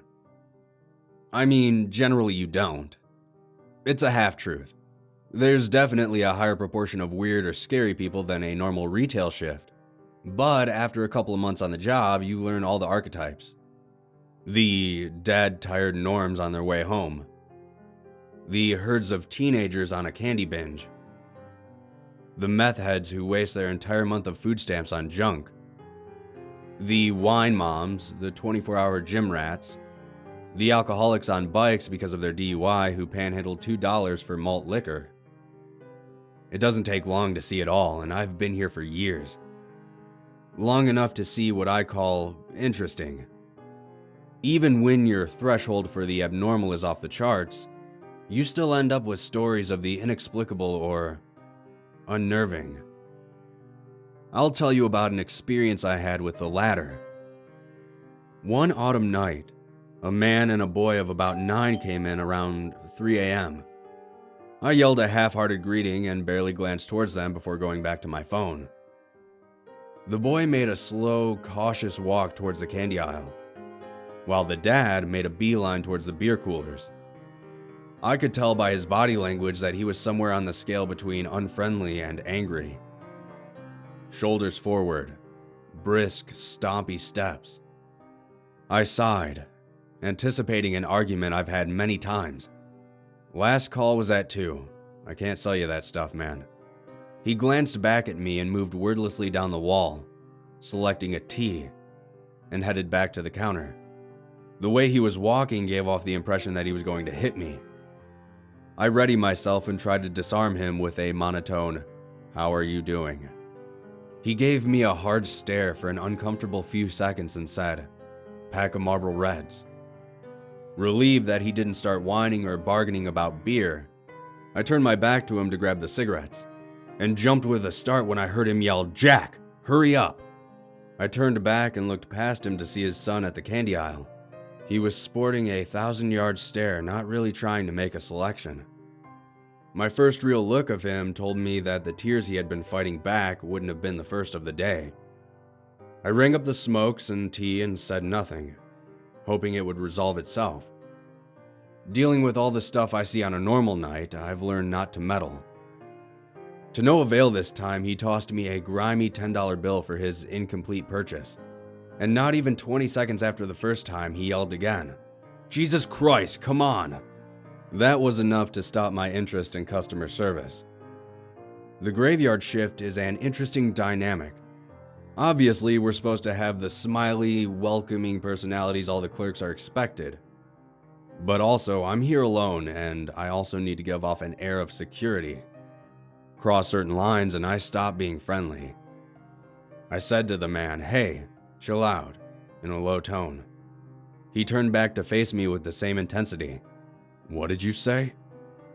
"Look, man, he can take 2 minutes to pick out the candy bar he wants. You're invalidating any points you'd score for buying him one by being a dick. How about you just shut your mouth?" he said. My response to the man was, "We're done here." I grabbed his items out of his reach and pushed his money back towards him. As I did this, I noticed something odd about the bill. It had blood on it. That's when I noticed his knuckles on his right hand were bleeding, caked with blood. Now I was positive this was going to get physical. I'm a solid 3 inches and probably 40 pounds larger than him, but who knows what crazy had in his pockets. Our brilliant company policy doesn't allow weapons, but I keep deterrents conveniently placed within reach. I positioned myself to grab the pry bar and told him, "I bet you and your boy would like to leave now. He can keep the candy." The man gave me the same long, unsettling stare and replied calmly, "I'll be right back." I didn't stick around to see what he had in mind. I ran and locked myself in the back office and dialed 911. I felt a little stupid, describing a run-in with a guy who may just be an asshole, but I watched on the cameras as he rummaged in the backseat of his car. I described the car to the operator and she asked me if he had a little boy with him. Before I was even off the call with her, I began to hear sirens. A lot of sirens. It took a few days and a few conversations with the police before I had the whole story. The response had been to an Amber Alert. The man had apparently lost visitation rights to see his son, at the boy's request. Not content with a simple kidnapping, his ex-wife was found unrecognizably mutilated with a claw hammer. The wounds on his right hands were splinters from her skull. This happened a 6-hour drive away from my store, and I was the first place they stopped. Chilling as that experience was for me, I try not to dwell on what might have happened if the boy had picked a candy bar in a timely manner.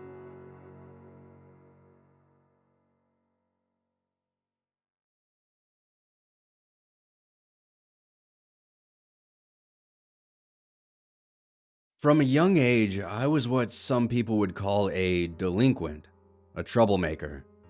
I was always the type of guy who would be caught with the wrong crowds, engaging in wrongdoings, and generally wreaking havoc wherever I went. Even though most of the stuff I had done would probably land anyone in prison for a couple of years, I, luckily, had never been caught. That was until I accidentally set fire to Mr. Sharp's garage. A few friends of mine, if you can really call them friends, and I were hanging out when someone got the bright idea of breaking into Mr. Sharp's garage so we could hang out and smoke some pot. Once we were all inside and trying to impress one another by seeing who could take the longest drag, someone accidentally knocked over some cleaning supplies. The loud clattering from the supplies caused whoever held the joint to drop it, thus igniting the flammable fumes. My cohorts quickly took off running, leaving me between the fire and the exit. Bunch of assholes. After finally maneuvering around the ever-growing flames and throwing open the door, I found myself face to face with the owner of the garage, Mr. Sharp. His face was a healthy shade of pissed off. It went really well with his bathrobe. He aggressively grabbed me up by the collar and threw me from the doorway before retrieving a nearby fire extinguisher and dousing the flames. He promptly phoned my parents afterwards. The beating I received from my mother was nothing compared to what I had to do after.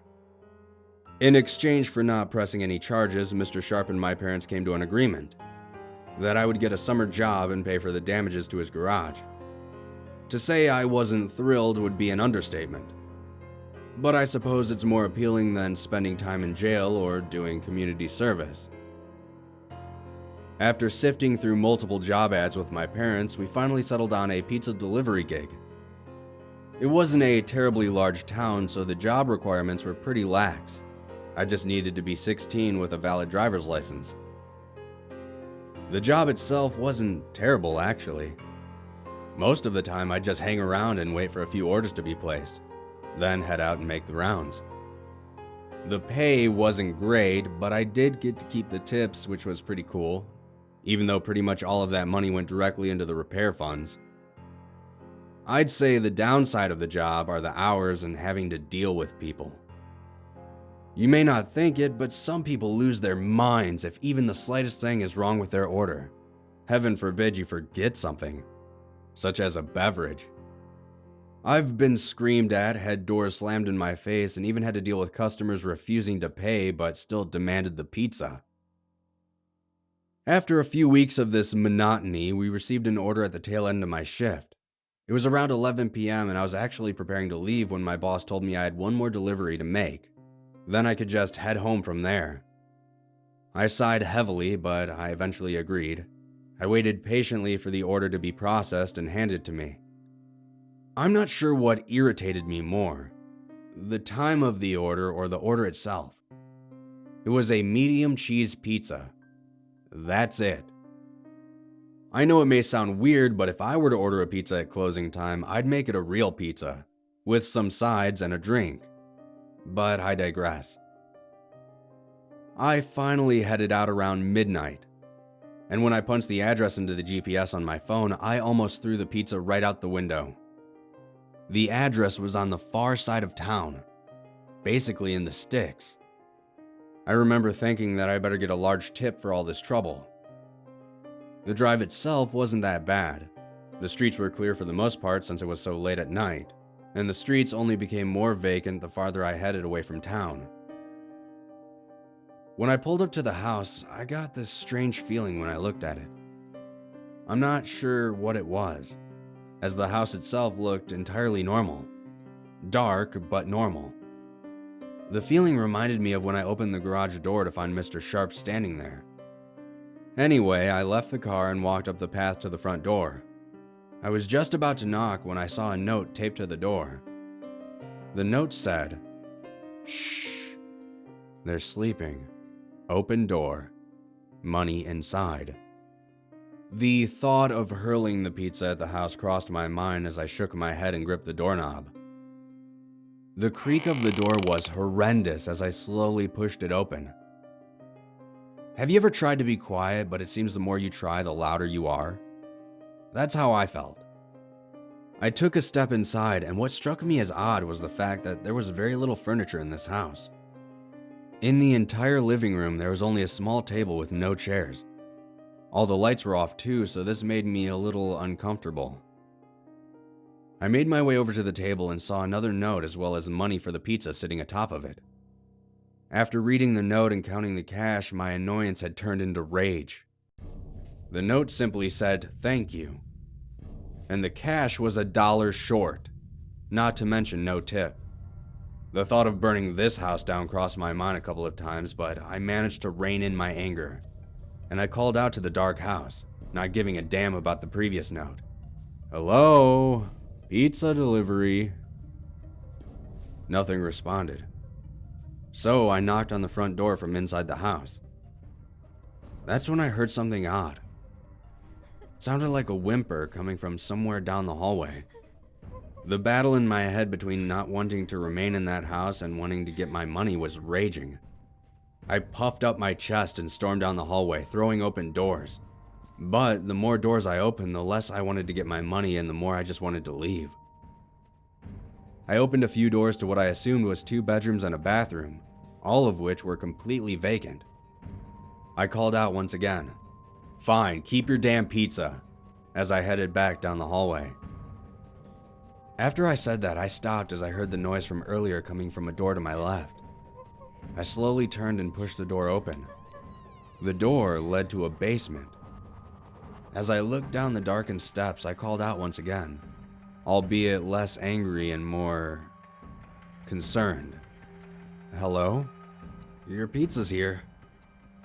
The response I received sent chills down my spine. It sounded like a woman. She said only 2 words, "Help me." Immediately, I pulled out my phone and called the police, explaining my situation, that I haven't received the money for the pizzas and that I heard someone calling for help from inside the house. They told me to wait outside and that they would send a car right away. Now, I may be a delinquent asshole who gets into trouble sometimes and sets fires to garages, but I couldn't just stand there and ignore someone calling for help. I took a step down the dark staircase and thought that the wood could give way at any moment. After steadying myself and using my phone as a flashlight, I hurried down the steps. The basement was covered in a sludge-like liquid, probably from the leaking pipes overhead. After shining my phone around for a moment, I saw her. Her hands were tied around a metal pipe. She looked bruised and disheveled, but overall appeared intact. I quickly made my way over to her and untied her hands. I had never been in a situation like that, but I found myself repeating, "You'll be fine." I helped her up and carried her up the stairs. As soon as I reached the hallway, a blinding light and a booming voice telling me not to move almost caused me to drop the girl. It was the police. And after explaining everything, they ushered me outside with the girl while we waited for an ambulance to arrive. While I waited, the remaining officers cleared the house only to come up empty-handed. The entire house was empty aside from the girl. And I had never been more scared or confused in my entire life. While I waited, I called my boss to inform him of everything that had gone down, and told him that I won't be coming back to work. Ever. After taking my statement and actually thanking me, I was told I could leave. After that, a lot of people started calling me a hero, a savior. Mr. Sharp even told me I could keep all that money after learning about what I had done. But to be honest, I didn't really feel like a hero. I mostly just felt lucky. Because after a few days, the police followed up with me and explained that the girl I had saved was actually a delivery driver as well, who had gone missing 2 days ago. She said that she had been abducted while making a delivery and was taken to that house. She said she never saw the face of the man who ever had taken her, or even heard their voice. After hearing this, I felt my stomach sink as I realized that very well could have been me tied to that pipe, and that she could have died if I hadn't gone into that house. I ended up with so many questions. Why wasn't I abducted? Why was the girl left in the house for me to find? Who placed the order? I may never know. But yesterday, I found a note outside my house. The note said, "Thanks for the pizza." And now that I think about it, when I was being ushered out of the house by the police that night, I don't remember seeing the pizza that I had left on the table in the living room.